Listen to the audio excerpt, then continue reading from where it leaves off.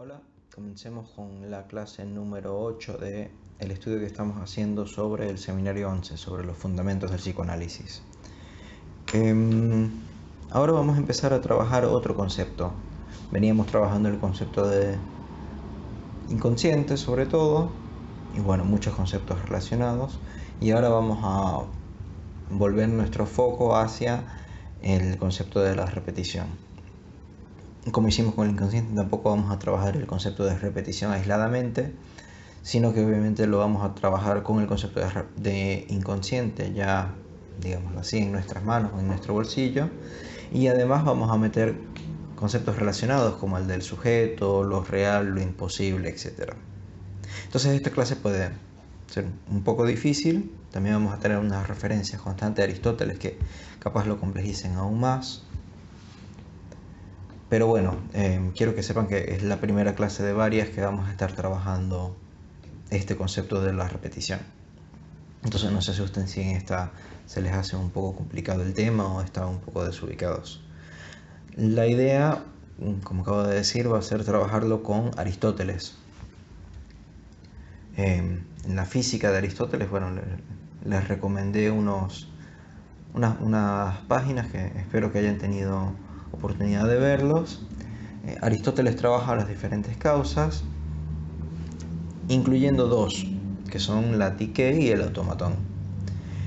Estas dos palabras también las va a utilizar Lacan en el momento de abordar la repetición. En la versión que nosotros utilizamos de Gredos, la psique se traduce como suerte, mientras que automatón se traduce como casualidad.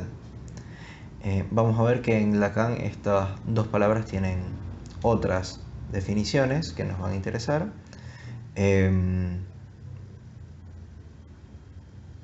Por ejemplo, ya sabemos que desde la página 60 Psique lo va a comentar como el encuentro con lo real. Entonces ya vemos cómo la repetición se nos va emparentando con este concepto de lo real. Que desde ya, quiero decirlo, lo vamos a explorar más después, pero lo real lo vamos a entender como lo imposible, ¿sí? Normalmente se entiende como algo más ligado a la carne, a algo duro, algo tridimensional, algo que efectivamente podamos ver. Pero no siempre lo imposible va a ser lo tridimensional, lo que se puede tocar, lo duro, etc. Entonces más bien vamos a tener que hacer una especie de abstracción, una especie de cambio respecto a lo que normalmente se piensa, si pensamos que lo real se traduce a la carne, al tocar, a algo de ese orden. Más bien, bueno, podemos ir comenzando y vamos comentando algunas cosas, vamos a ir lento, porque bueno, como estamos entrando con un tema nuevo y además le estamos metiendo a Aristóteles encima, que no es un autor fácil, seguramente nos va a costar un poco más. Entonces, bueno, vamos a ir un poco más lento de lo normal. Quiero empezar en la página 59 como para dar una especie de introducción, donde él comienza. Lo que articularé la próxima vez, es decir, la próxima clase, sobre lo que nosotros vamos a hablar ahora, les enseñará cómo podemos apropiarnos para esto de los admirables capítulos 4 y 5 de la física de Aristóteles. Aristóteles usa y da vuelta dos términos que son absolutamente resistentes a su teoría, a pesar de ser la más elaborada de la que se haya hecho de la función de la causa. Ojo con esto, ¿no? Porque Lacan está diciendo que Aristóteles escribió hace unos 2000 años, antes de que Lacan hablara. Entonces Lacan está diciendo que en 2000 años no se ha podido hacer nada mejor que el estudio que hace sobre el estudio de la causa que lo que hizo Aristóteles. Esto también lo menciono para que podamos pensar todo este tema de lo que aparece ahora como síntomas contemporáneos, siempre la búsqueda del psicoanálisis hoy.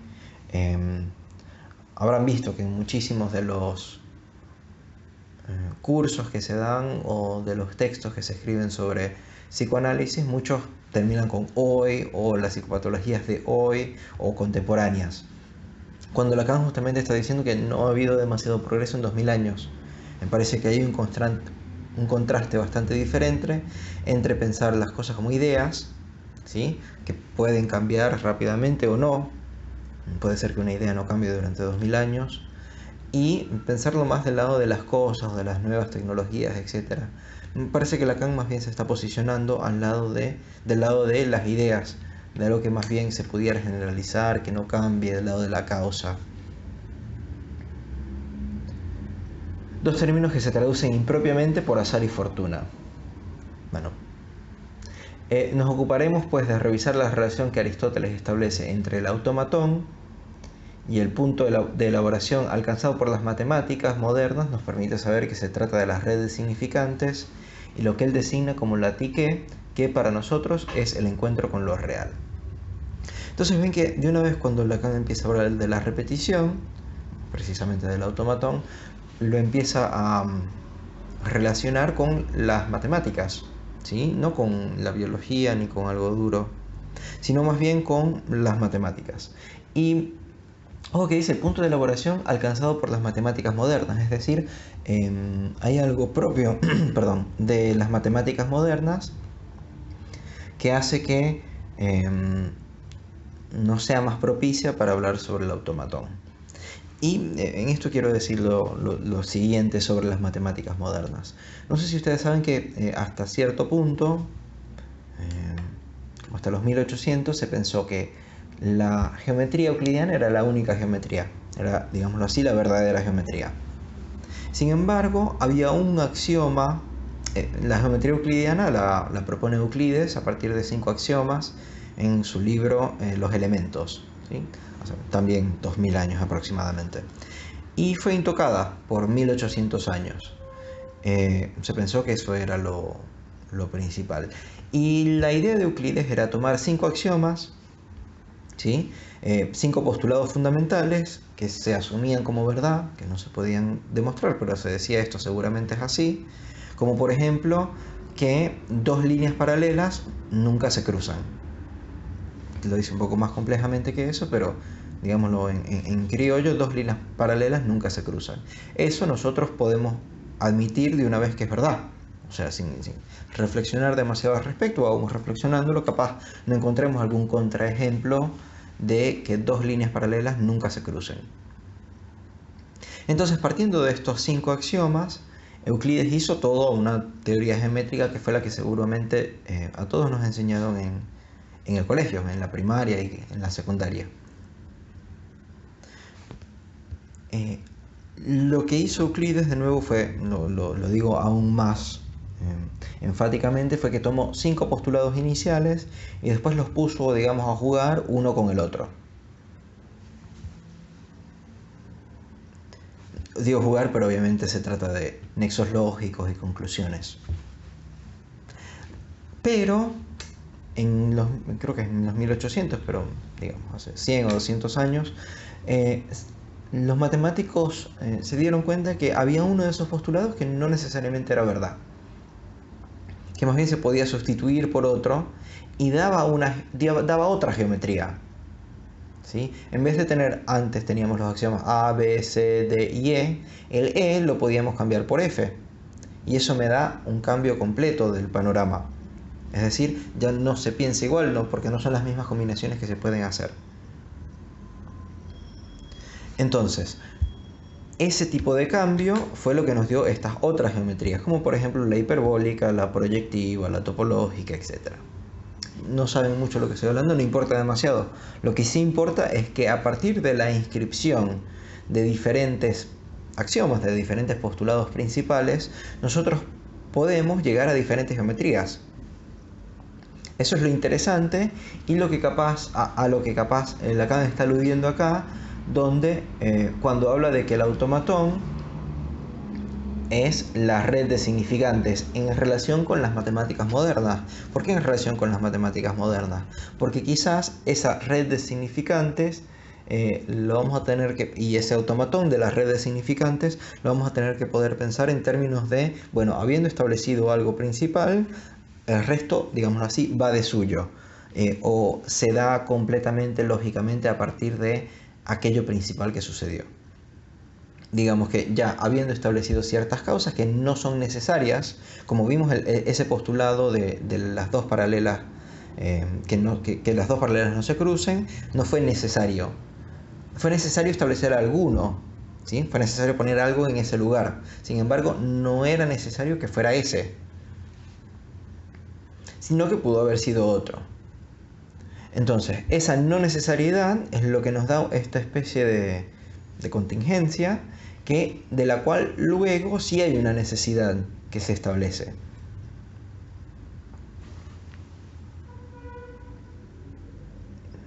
Para decirlo de una manera quizás un poco más amigable, no sé si alguna vez ustedes habrán jugado a el ahorcado, ¿sí? Hay un juego que se llama el ahorcado donde uno piensa una palabra, pone una cantidad de letras como espacios, una cantidad de líneas igual a la cantidad de letras de esa palabra que uno pensó, y otra persona, el contrincante, tiene que adivinar qué palabra es.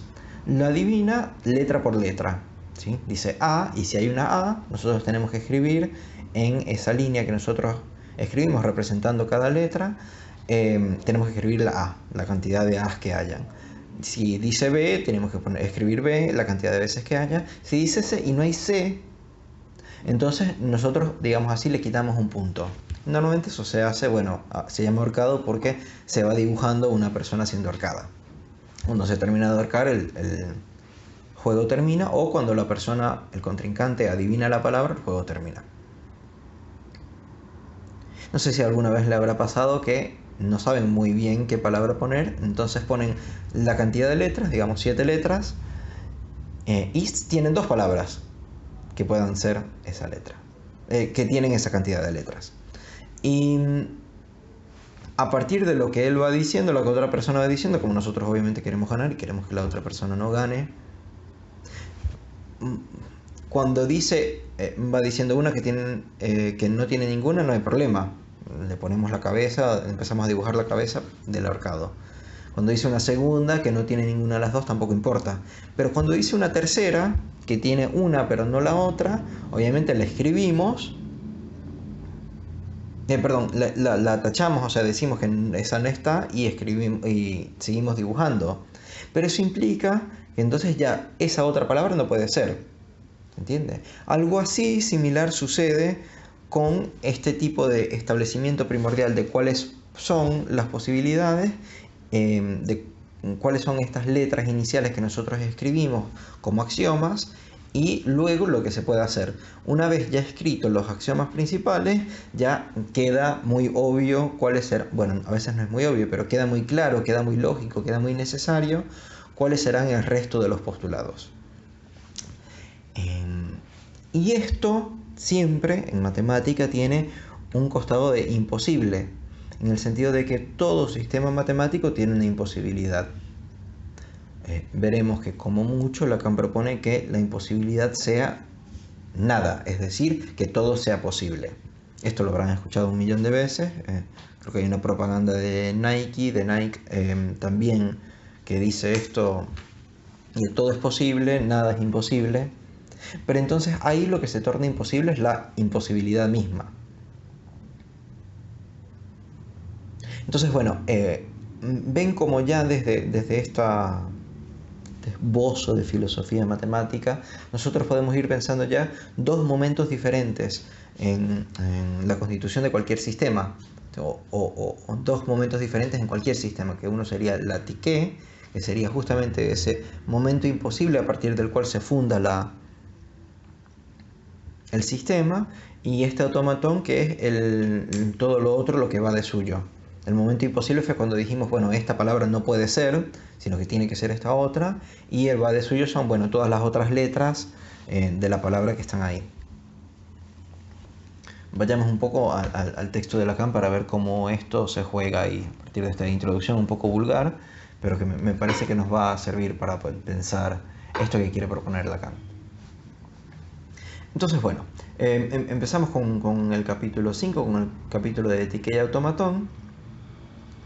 Empieza. Voy a proseguir hoy con el examen del concepto de repetición, tal como se presentifica en el discurso de Freud y en la experiencia del psicoanálisis. Quiero hacer hincapié en que el psicoanálisis está mandado a hacer a primera vista para llevarnos a un idealismo. ¿Sabe Dios cuánto se le ha reprochado? Reduce la experiencia, dicen algunos, cuando ésta nos incita en verdad a encontrar en los duros apoyos del conflicto, de la lucha hasta de la exploración del hombre por el explotación del hombre por el hombre, las razones de nuestras deficiencias. Es decir, Lacan acá está planteando un problema que muchas veces se le plantea al psicoanálisis, se le adjudica al psicoanálisis, que es un idealismo, es decir, se trata de pura idea, de pura palabrería, de pura teoría. O, digámoslo de otra manera, de que cada uno ve el mundo a partir de sus ideales y eso es solo lo único que está viendo. Está viendo sus ideas con sus ideas. ¿Sí? Desde sus ideas está viendo sus propias ideas. Entonces, reduce la experiencia, cuando en verdad el psicoanálisis, lo que está proponiendo Lacan, es que el psicoanálisis propone las razones de nuestra deficiencia. Es decir, por qué nosotros justamente no podemos ver el mundo. O por qué nosotros justamente no somos lo suficientemente capaces como para poder establecer un idealismo donde seamos nosotros los que imponemos nuestras categorías en el mundo. Conduce a una ontología de las tendencias que considera primitivas internas, ya dadas por la condición del sujeto. Basta remitirse al trazado de la experiencia desde sus primeros pasos para ver, al contrario, que no permite para nada conformarse con un aforismo como la vida es un sueño. Es decir, no se trata en el psicoanálisis de que la vida sea una especie de sueño que nosotros estamos teniendo. El análisis, más que ninguna otra praxis, está orientada hacia lo que en la experiencia es el hueso de lo real. Es decir, solo pudiera ser un sueño en cuanto le encontremos un ombligo, ¿sí? Saben que en el sueño pareciera poder haber todo tipo de contradicciones, de alogias, o sea, de falta de lógicas, etc. Pero algo muy interesante es que Freud en la interpretación de los sueños propone que los sueños tienen un ombligo, es decir, hay un punto de imposible ahí también, que pudiéramos asemejar a esto que estábamos hablando de lo real y la psique, donde justamente se muestra que los sueños tienen alguna lógica, pues si tienen algún imposible, entonces tienen una lógica. Entonces lo que Lacan está proponiendo es que no se trata de un mero idealismo, de un mero sueño, de algo donde no hay nada imposible, no hay nada que no se pueda hacer, no hay nada que nos enfrente a la imposibilidad, sino que justamente el psicoanálisis es una praxis donde nosotros podemos ver, a ver cómo lo dice, más que ninguna otra praxis está orientado hacia la psique, hacia el hueso de lo real. ¿Qué quiere decir esto? Esto no quiere decir que está orientado hacia lo que pudiera ser mi mano, mi cuerpo, mi cabello. Eso no se trata, porque bueno, para eso tenemos la biología o la medicina. Sino que justamente está más orientado hacia los puntos imposibles, los puntos ilógicos. Que muchas veces en las otras praxis, en las otras ciencias, no se toman en cuenta. Muy pocas veces los biólogos se preguntan por la filosofía de su trabajo, sobre la lógica de su trabajo, sobre lo que se hace cuando se está haciendo biología, o medicina, física, etc. Quizás lo que Lacan está proponiendo acá es que el sueño del cual nosotros padecemos más es de pensar justamente que las cosas que en verdad existen son aquellas duras, tridimensionales, que nosotros podemos tocar, que nosotros podemos ver, sentir, oler. Es tan sueño incluso expandido porque muchas veces los psicoanalistas se rehúsan a hacer, por ejemplo, psicoanálisis por Skype, porque si no pueden estar en presencia con la persona, si no la pueden tocar, si no la pueden oler, si no están ahí con ellas, entonces no se va a poder hacer un análisis eficaz, porque eso es lo importante. Me parece que quizás justamente lo que Lacan está proponiendo acá es que no se trata para nada de eso, sino que se trata más bien de algo donde sí hay algo real en el sentido imposible. Es decir, que se trata de algo mucho más lógico, que sí quizás se pudiera dar por Skype, ¿por qué no? Pero que de ninguna manera entonces se trataría del hueso, del tocar carne con carne. Con esto obviamente no estoy diciendo que no haya intervenciones del orden del tocar, del orden de la intervención de la presencia del cuerpo con cuerpo. Un abrazo puede ser una muy fructífera intervención, eso no es a lo que voy. A lo que sí voy es que no es necesario, que no se trata de eso como lo real, sino que más bien lo real sería lo imposible, sino que sería un producto lógico. Entonces, bueno, vamos. ¿De dónde encontramos ese real? En efecto, de un encuentro, De un encuentro esencial se trata en lo descubierto por el psicoanálisis. Ven, acá siempre que Lacan dice esencial, me parece que conviene preguntarse si se trata entonces de la esencia, ¿sí? Del ser, de lo que sería más propio, más íntimo, más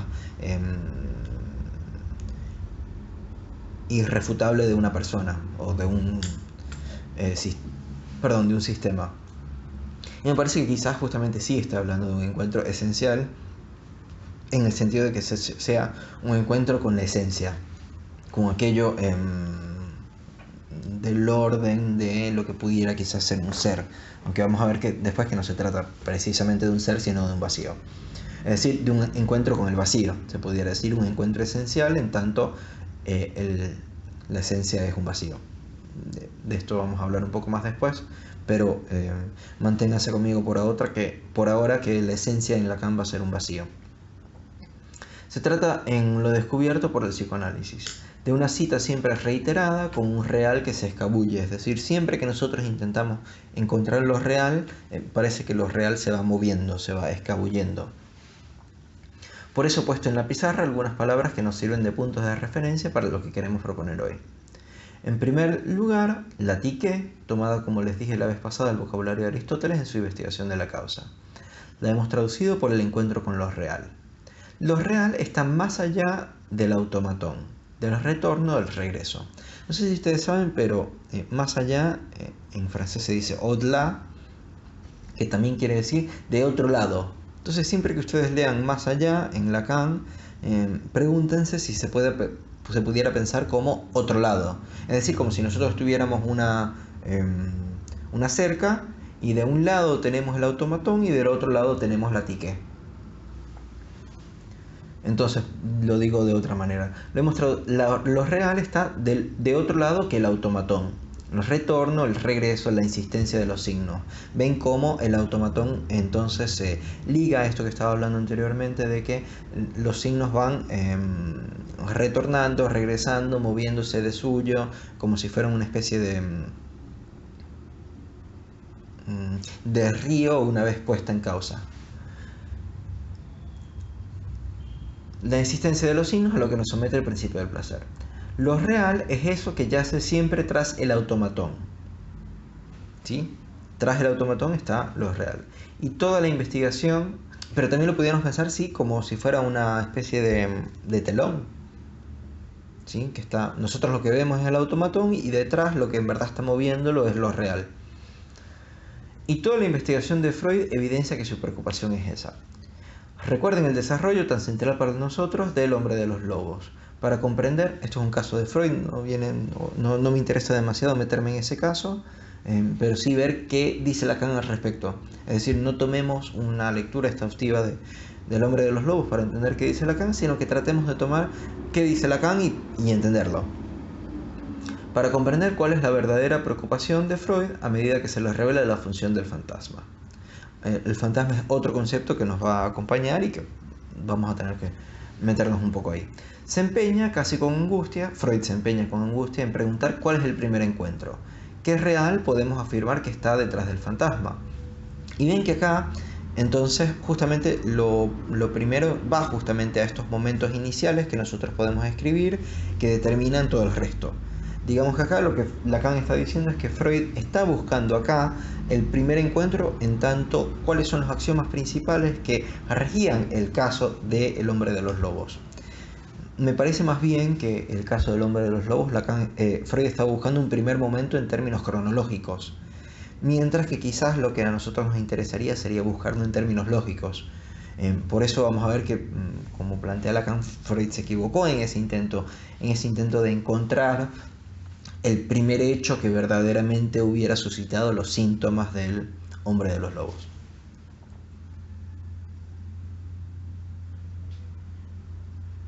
A través de todo este análisis vemos que arrastra con él al sujeto tras ese real y casi lo fuerza, dirigiendo de tal modo la búsqueda que después de todo podemos ahora preguntarnos si esa fiebre, esa presencia, ese deseo de Freud no condicionó en su enfermo el accidente tardío de su psicosis. Es decir, lo que se pregunta Lacan, o casi lo dice entre líneas, es que Freud, por ir tan fuertemente con ese impulso, por estar arrastrando a la persona a encontrarse con ese punto de imposible, con ese punto de primordialidad completamente contingente, pero que es necesario establecerlo,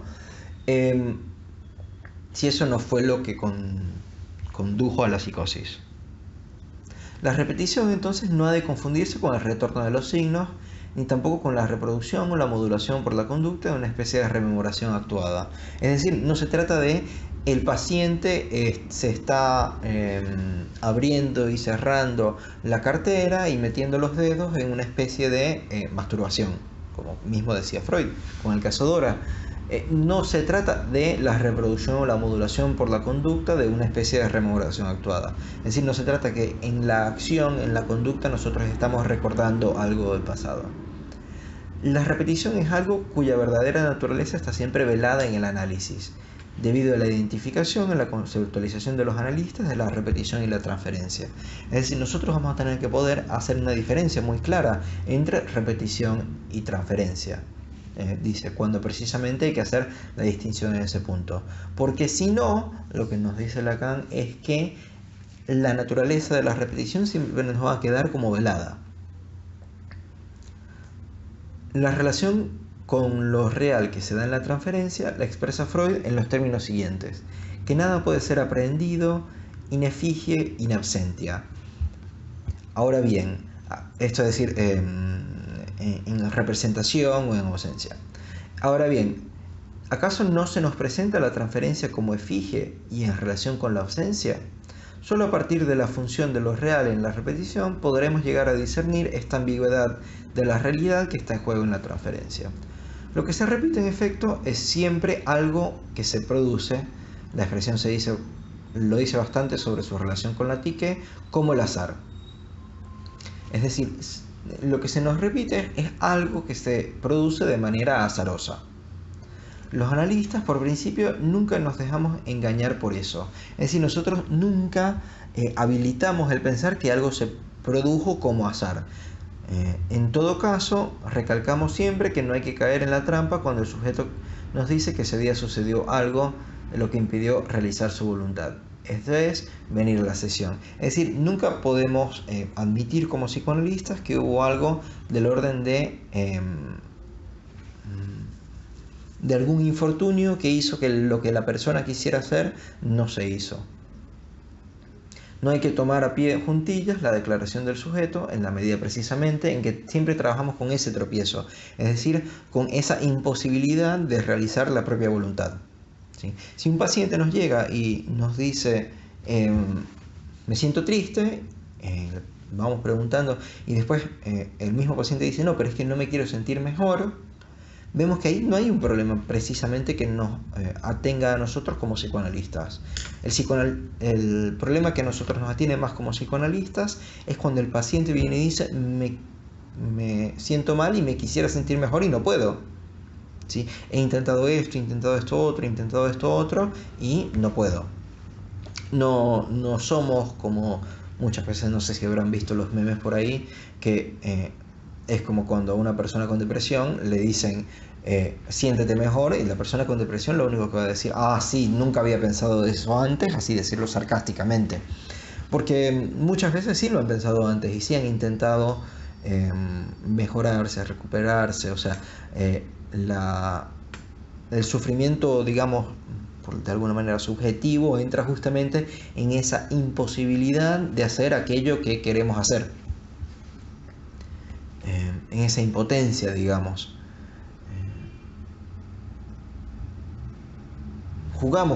Tratamos justamente con ese tropiezo, con ese traspié de que el paciente haya querido venir a la sesión y no pudo. Este es por excelencia el modo de aprehensión que entraña el nuevo desciframiento que hemos propuesto de las relaciones del sujeto con lo que constituye su condición.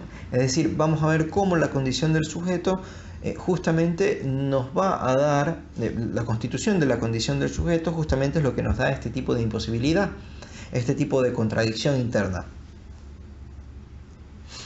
Y ahora quiero saltar un poco a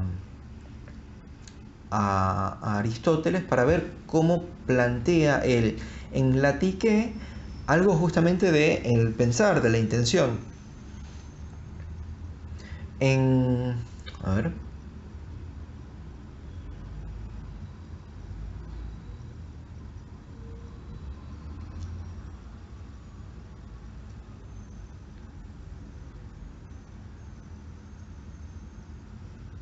En la página 63, hablando de la psique, dice, vemos entonces que la suerte es una causa, la suerte es la psique. Vemos entonces que la psique es una causa accidental que concurre en las cosas que se hacen para algo, es decir, se hizo con alguna finalidad, con alguna intención, y que son objeto de elección, es decir, que se eligieron hacer de alguna manera u otra.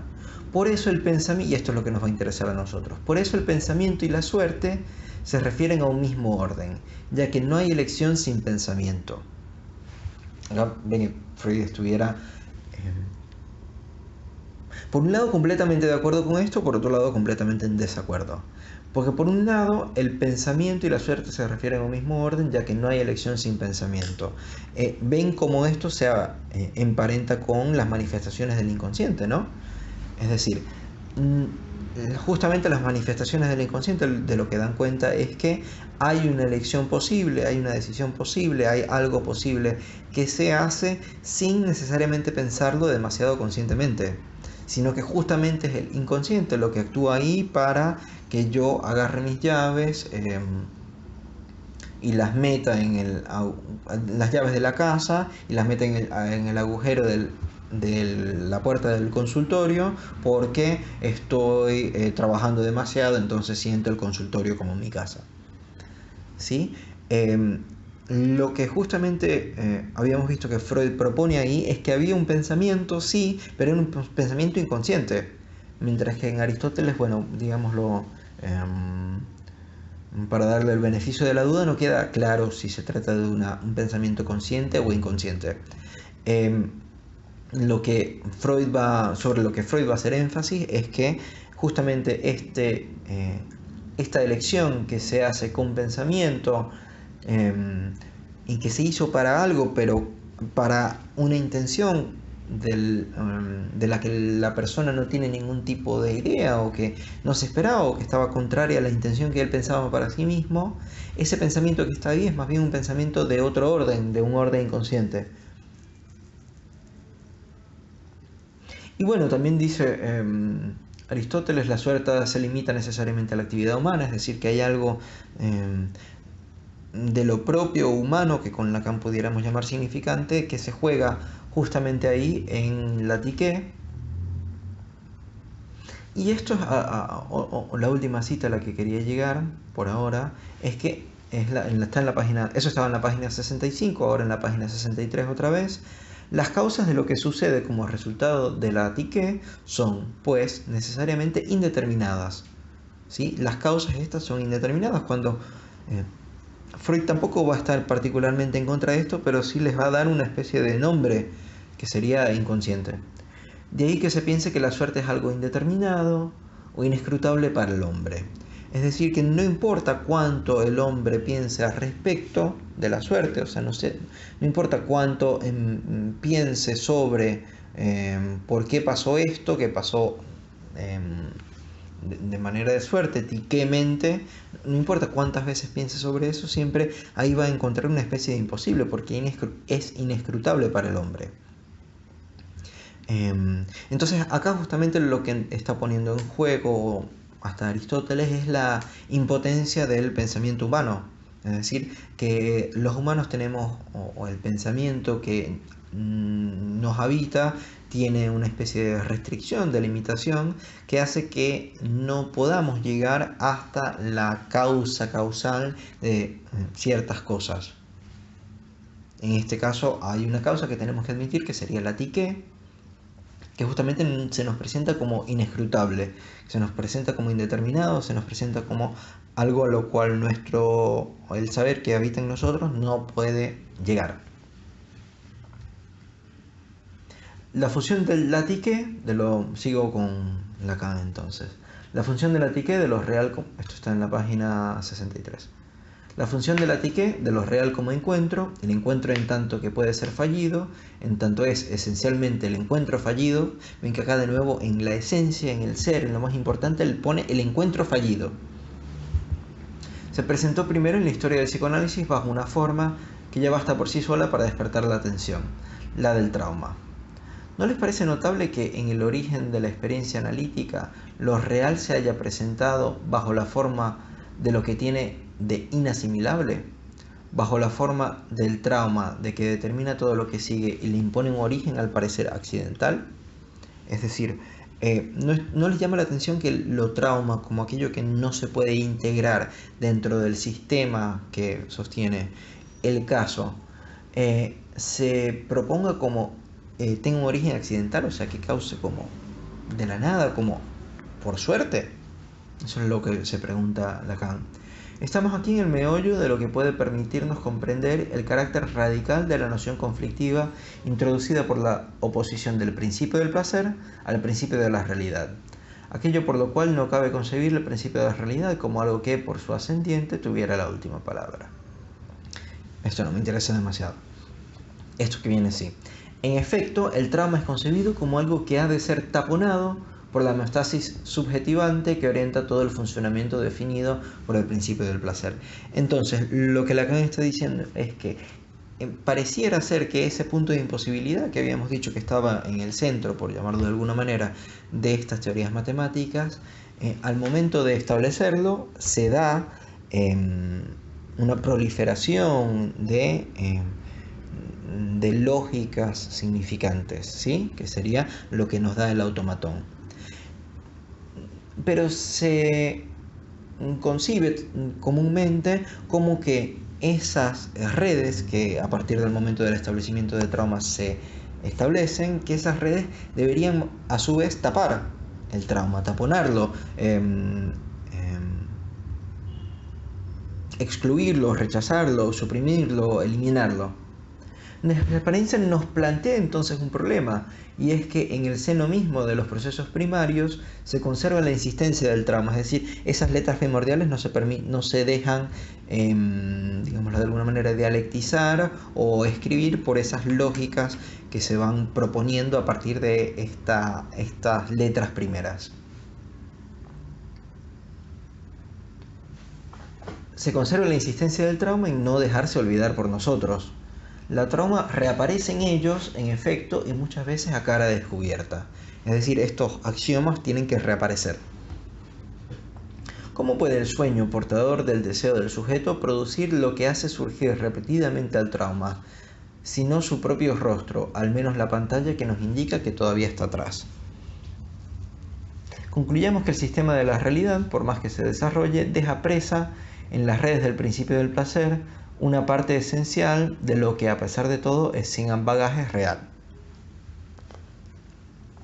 Entonces acá vamos a ver cómo Lacan empieza a plantear que sí hay una forma de, digamos, de tratar este trauma de tal manera de que no se mantenga él en el centro, sino que más bien estos signos que habíamos establecido como estos postulados secundarios tengan que a su mismo tener algo de real para que ese real central deje su lugar central, esencial, totalizador y pase más bien a estar disperso, fragmentado en cada uno de los signos. Esto es bastante avanzado, así que quiero que más bien se vayan como acostumbrando a escucharlo para que después lo podamos entender bastante mejor. Tenemos que sondear eso, esa realidad, por así decir, cuya presencia presumimos exigible para el motor del desarrollo. Tal como lo presenta Melanie Klein, por ejemplo, no se puede reducir a esto que llamé hace rato la vida es un sueño.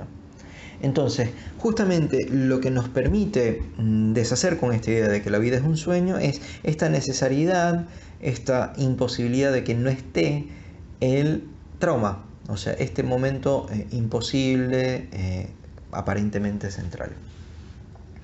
Eso es lo que no permite que caigamos en un idealismo. A esta exigencia responden esos puntos radicales de lo real que llamo encuentros. ¿Sí? Es un punto de raíz de lo real, es un encuentro. Y que nos hace concebir la realidad como la Untertragen, que en francés se puede traducir por la misma palabra de souffrance, sufrimiento, con la soberbia ambigüedad que tiene en este idioma, que es a la vez sufrimiento y espera. ¿sí? Es decir, que el sufrimiento es la espera de ese encuentro, decirlo de alguna manera. La realidad sería justamente esa espera o ese sufrimiento de que del encuentro con lo real. La realidad está ahí sufriendo, está aguantada a la espera. Y el Zwang, la compulsión que Freud define por la Wiederholung, rige hasta los rodeos del proceso primario. El proceso primario, que es lo que intenté definir en las últimas lecciones bajo la forma de inconsciente, ven que entonces esto que estábamos hablando de las redes tiene que ver con el inconsciente, o es el inconsciente. Una vez más tenemos que captarlo en su esencia, en su experiencia de ruptura, ¿sí? O sea, las redes que se establecen de los postulados secundarios tenemos que encontrar más bien ahí el postulado primario que hace la ruptura de esa pura contingencia y establece la necesidad. Una vez más tenemos que captarlo en su experiencia de ruptura entre percepción y constancia, en ese lugar intemporal, como dije, que nos obliga a postular lo que Freud llama, en homenaje a Fechner, die Idee einer anderen Lokalität, otra localidad, otro espacio, otro escenario, en el entre percepción y conciencia. Acá de nuevo lo que quiero recalcar es la importancia de que se dé otro en vez de más allá, porque más allá nos hace recordar una especie de profundidad, una especie de trascendencia, mientras que acá me parece que lo que Lacan está acentuando es que se trata de otro, de no el mismo, sino que se trata de cambiar de un sistema a otro para poder ubicar este punto de imposibilidad, para poder ubicar este punto de dificultad, de tropiezo, de traspié.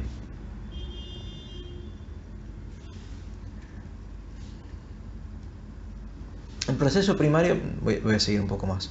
El proceso primario lo podemos captar a cada instante. El inconsciente lo podemos captar a cada instante. No fui despertado el otro día de un corto sueño con que buscaba descansar por algo que golpeaba en mi puerta ya antes que me despertara, porque con esos golpes apurados ya había formado un sueño que me manifestaba otra cosa que esos golpes. Y cuando me despierto, esos golpes, esa percepción, si tomo conciencia de ellos, es en la medida en que en torno a ellos reconstituyo toda mi representación. Es decir, lo que Lacan está proponiendo como el inconsciente es la diferencia que hay entre haber percibido algo y tomar conciencia de ello. Es decir, ese instante o ese momento o ese espacio posible que hay entre la percepción de estos golpes y entender que efectivamente se trata de esos golpes.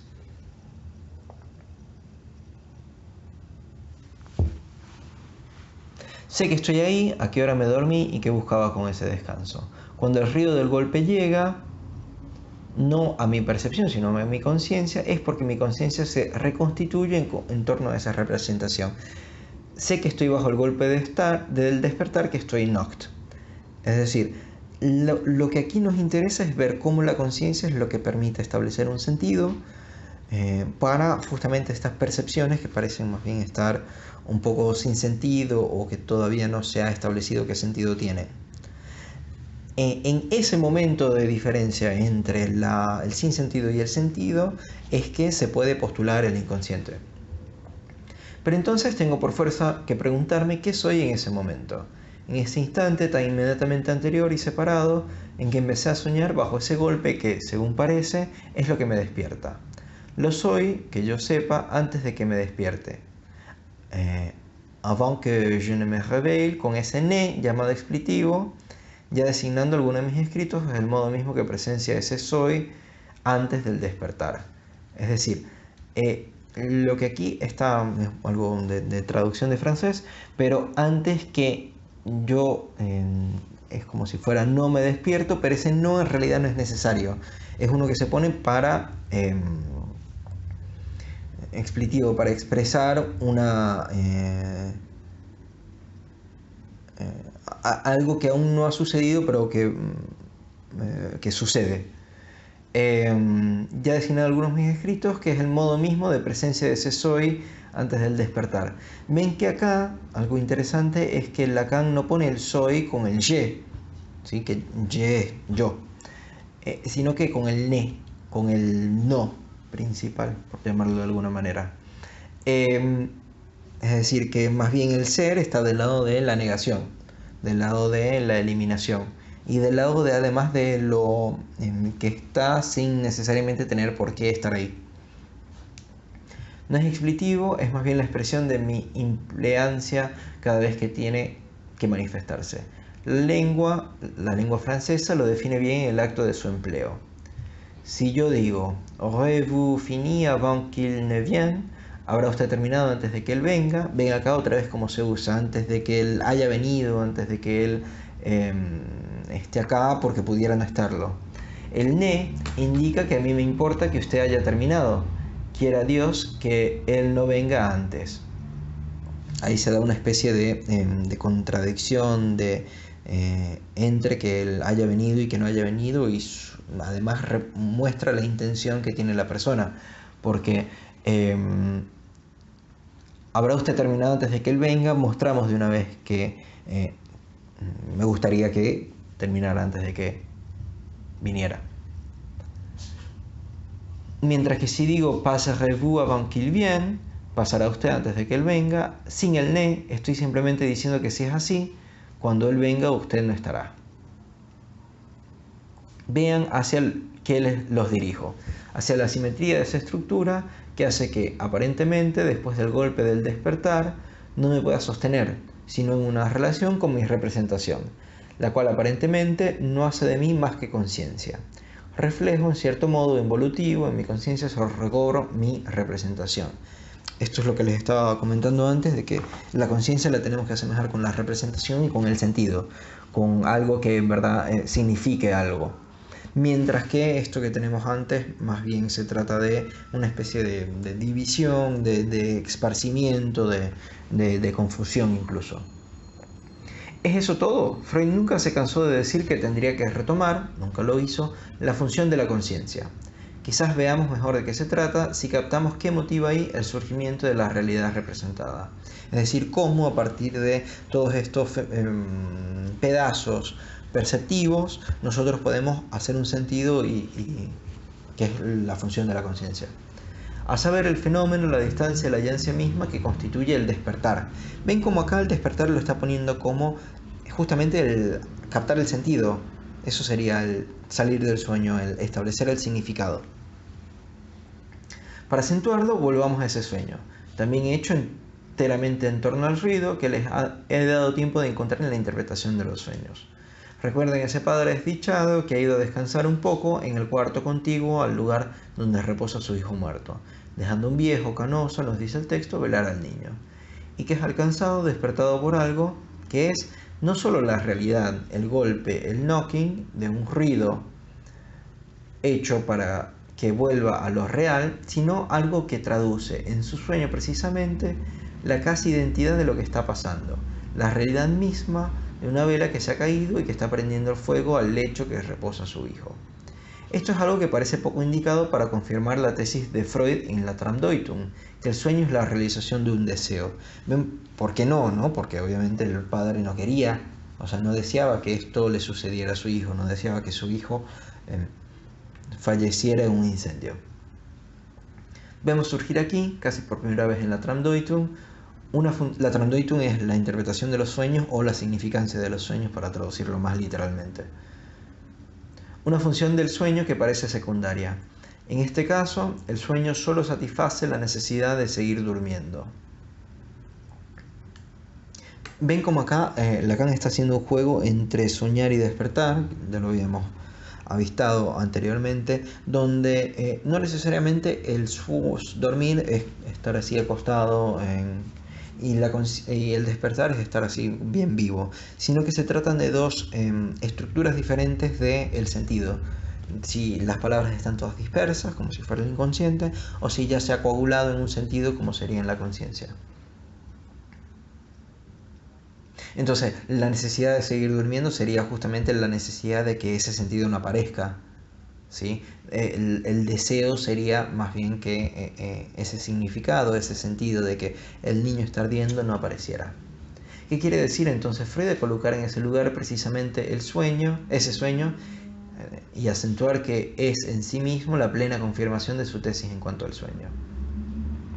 Si la función del sueño es permitir que se siga durmiendo, ¿sí? Eso sería, el sueño es la realización de un deseo y la función del sueño es permitir que se siga durmiendo. ¿Ven cómo entonces está emparentando justamente deseo y sueño? O el deseo como seguir durmiendo, seguir en el inconsciente, seguir con esta falta de coagulación de sentidos, sino más bien este devenir de elementos a partir de la fijación de una letra imposible principal. Si el sueño, después de todo, puede acercarse tanto a la realidad que lo provoca, ¿no podemos acaso decir que se podría responder a esta realidad sin dejar de dormir? Al fin y al cabo existen actividades sonámbulas. La pregunta que cabe hacer, es decir, soñando en vida, digámoslo así.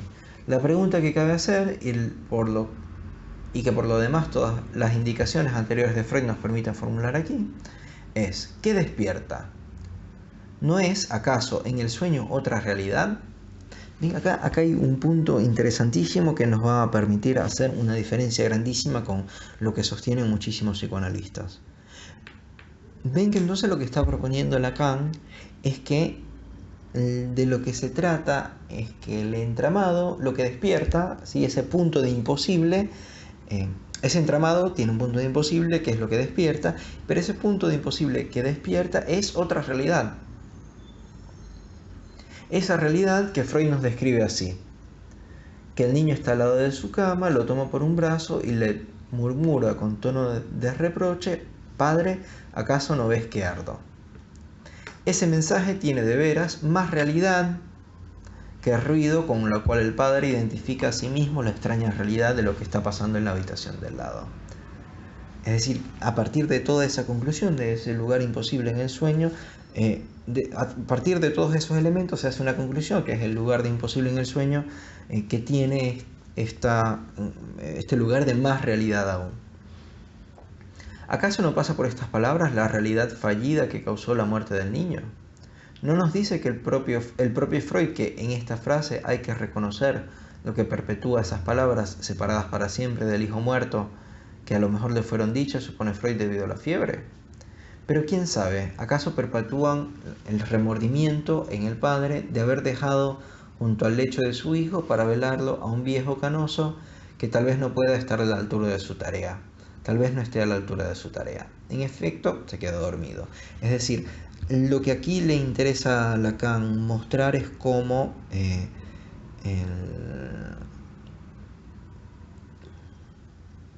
el sueño muestra que hubo esta conclusión lógica, completamente lógica, de que si tú dejas a un viejo canoso cuidando a tu hijo con un montón de velas, el viejo canoso se puede quedar dormido y no cuidarlo bien y el hijo puede arder. Esta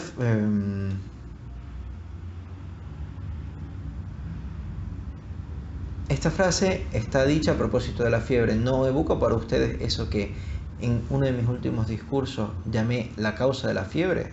La acción, por apremiante que sea, según todas las apariencias, de remediar lo que está pasando en la habitación al lado. ¿Acaso no se siente también que, de todos modos, ya es demasiado tarde en lo que respecta a lo que está en juego, a la realidad psíquica que se manifiesta en la frase pronunciada? El sueño que prosigue no es esencialmente, valga la expresión, el de homenaje a la realidad fallida, la realidad que ya solo puede hacerse repitiéndose indefinidamente en un despertar indefinidamente nunca alcanzado. Es decir, este fracaso, digámoslo así, del padre en cuidar a su hijo ahora solo se podrá mostrar una y otra vez a partir de el sueño como una manera de imposibilidad, como un momento de impotencia que ya no se puede recuperar. ¿Qué encuentro puede haber ahora con ese ser inerte para siempre, aun cuando lo devoran las llamas, a no ser precisamente este encuentro, que sucede precisamente en el momento en que las llamas, por accidente, como por azar, vienen a unirse a él? ¿Dónde está en este sueño la realidad? Si no es en que se repite algo en suma más fatal, ¿sí? Se repite esta imposibilidad o esta imposibilidad de que el padre conciba que está muerto por su culpa. En suma más fatal, con ayuda de la realidad, de una realidad en la que quien estaba encargado de velar el cuerpo sigue durmiendo, aun cuando el padre llega después de haberse despertado. Así el encuentro, siempre fallido, se dio entre el sueño y el despertar, entre quien sigue durmiendo y cuyo sueño no sabremos, y quien solo soñó para no despertar. Es decir,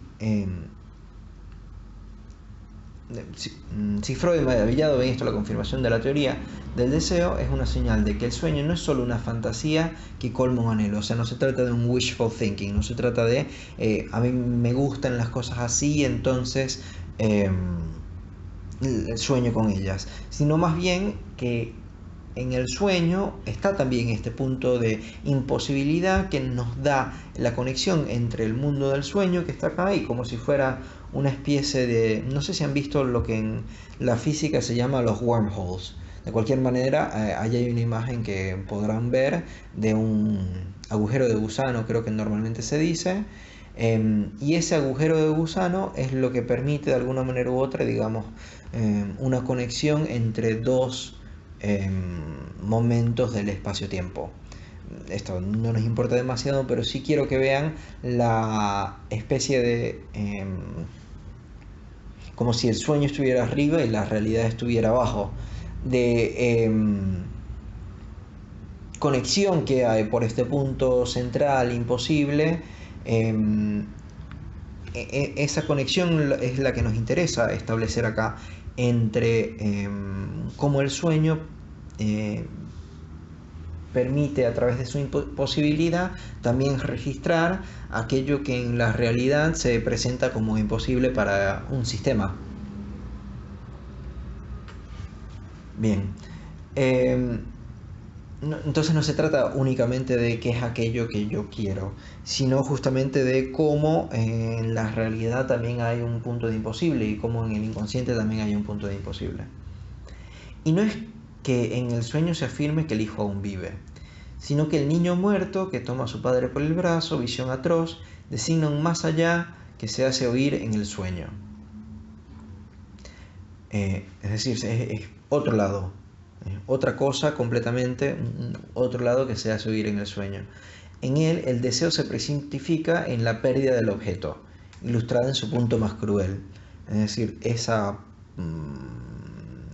deseo de incompletud, digámoslo así, esa incompletud que hay intrínseca a todo sistema, de la cual estábamos hablando anteriormente, acá se presenta de una manera muy real, no quiero decir real, muy trágica, en el sentido de que lo que hay ahí imposible, la pérdida de esa intrínseca de ser, se da justamente con la pérdida del hijo, algo completamente atroz e impensable.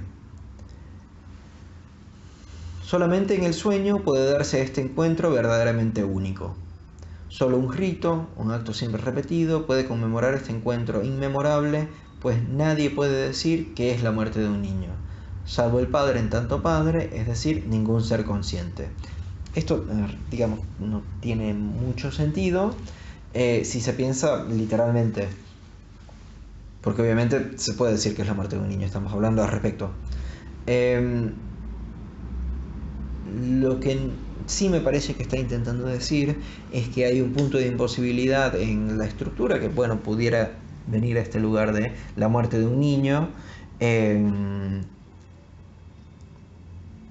Y hay algo muy interesante acá, que es que propone que se trata de ningún ser consciente el que puede decir eso.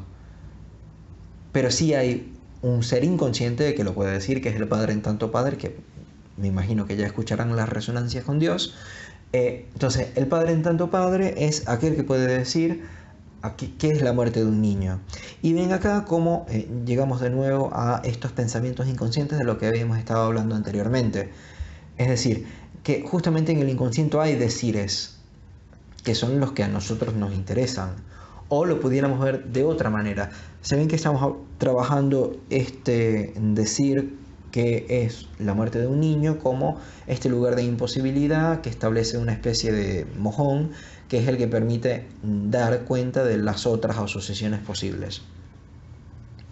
Entonces, lo interesante de este axioma principal, que es nadie puede decir que es la muerte de un niño o decir que es la muerte de un niño, es esa imposibilidad la que te permite hacer las otras asociaciones. Es decir, el encuentro con el decir que es la muerte, la muerte del niño sería la tiqué, que luego permite estos otros difusión del automatón. Porque la verdadera fórmula del ateísmo no es Dios ha muerto, pese a fundar el origen de la función del padre en su asesinato, Freud protege al padre. La verdadera fórmula del ateísmo es Dios es inconsciente. Entonces no se trata de que no hay Dios o que Dios murió, sino que Dios existe en, no digamos más allá, en otro lugar, en otro lado, que sería el lado del inconsciente. El despertar nos muestra el despuntar de la conciencia del sujeto en la representación de lo sucedido, enojoso accidente de la realidad ante el cual solo queda buscar remediarlo, o sea, solo queda dar vueltas sobre esto hasta lograr establecerlo de alguna manera. Pero ¿qué era ese accidente? Cuando todos duermen, tanto quien quiso descansar un poco como quien no pudo mantenerse en vela, es decir, tanto el padre como el viejo, y también aquel de quien sin duda nos faltó algún bien intencionado que dijera parece estar dormido, cuando solo sabemos una cosa, y es que en ese mundo sumido en el sueño solo su voz se hizo oír. Padre, ¿acaso no ves que ardo? La frase misma es una tea, por sí sola prende fuego lo que toca, y no vemos lo que quema, ¿sí? Ven que acá también estaba utilizando esta metáfora de punto central y difusión. Porque la llama nos encandila ante el hecho de que el fuego alcanza lo unterlect, lo real. Esto es lo que nos lleva a reconocer en esa frase del sueño, arrancada al padre en su sufrimiento, el reverso de lo que será, cuando esté despierto, su conciencia. Y a preguntarnos cuál es, en el sueño, el correlato de la representación. La pregunta resulta aún más llamativa porque, en este caso, vemos el sueño verdaderamente como el reverso de la representación.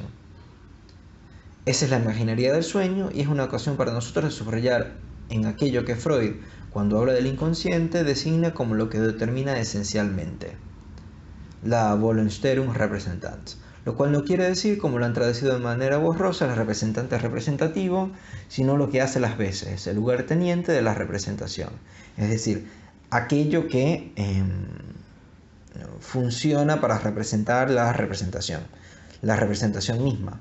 Entonces, lo que acá nos estamos preguntando es qué es lo que permite representar, ¿sí? Porque justamente lo que estamos proponiendo es que el hijo ardiendo no es algo representable, es algo que queda imposible de entrar dentro de las representaciones que hay en este sistema, ¿sí?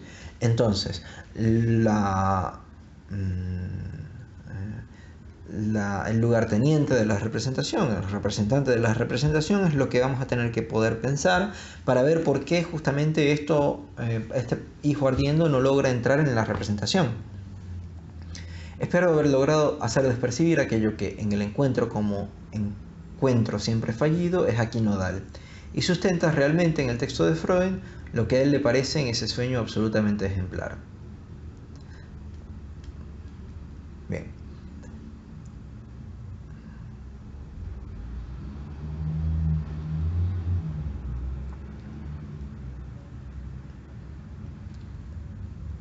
Vamos a dar un pasito más. Ahora tenemos que detectar el lugar de lo real, que va del trauma al fantasma. En tanto que el fantasma nunca es sino la pantalla que disimula algo absolutamente primero, determinante en la función de la repetición. Entonces, lo real estamos diciendo que va del trauma al fantasma. Es decir, acá justamente se estaba metiendo Freud cuando estaba hablando del hombre, cuando estaba trabajando con el hombre de los lobos, como habíamos dicho anteriormente. Es decir, que la búsqueda de aquella diferencia entre la pantalla del trauma, ¿sí?, que sería el fantasma, ¿sí?, o sea, tenemos el trauma acá y la pantalla de él, que sería el fantasma, y entre ellos está lo real. Ven que también hay una especie de relación con esto que había establecido anteriormente de aquellos elementos sin demasiado sentido y aquella que sería el trauma, y aquella coagulación de sentido que sería el fantasma, entre lo inconsciente y lo consciente, como habíamos dicho anteriormente. Por lo demás, esto es algo que explica para nosotros la ambigüedad de esa función del despertar y a la vez de la función de lo real en ese despertar. Lo real puede representarse por el accidente, el ruidito, ese poco de realidad que da fe de que no soñamos. Pero por otro lado, esa realidad no es poca cosa, pues nos despierta la otra realidad, escondida tras la falta de lo que hace las veces de representación. El trieb, nos dice Freud. Es decir, nos muestra, lo real nos muestra que la representación no es toda, sino que más bien hay otra realidad escondida tras la falta de esa falta de representación. Es decir, tras la imposibilidad de representar todo, hay otra realidad. Y esa otra realidad es la del trieb, la de las pulsiones. Cierto, aún no hemos dicho qué cosa es el trieb, y si por falta de representación no está ahí, ¿de qué trieb se trata? Tal vez tengamos que considerar que solo el trieb por venir. El despertar. ¿Cómo no ver que tiene un doble sentido? Que el despertar que nos vuelve a situar en una red constituida y representada cumple un servicio doble. Ven, o sea, de lo que se trata entonces, que el despertar al mismo tiempo nos digámoslo así,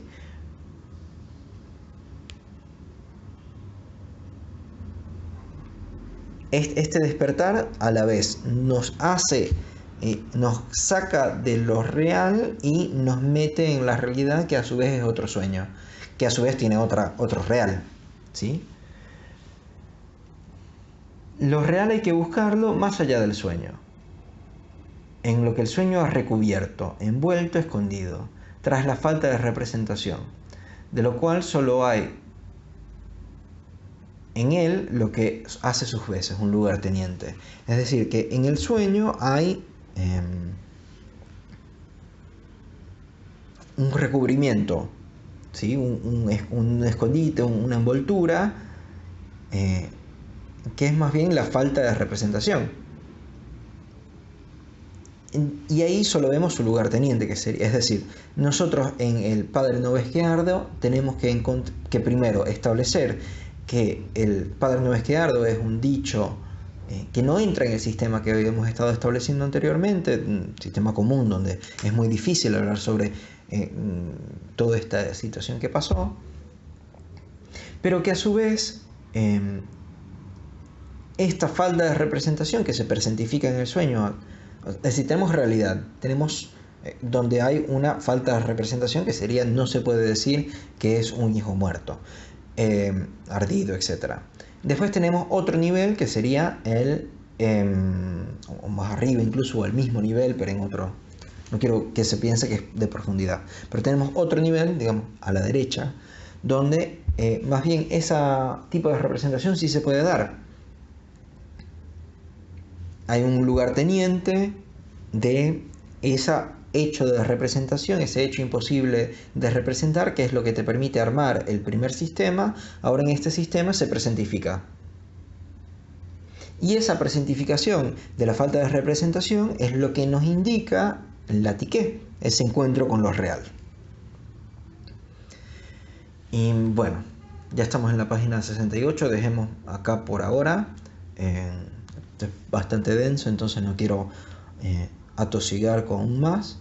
Y bueno,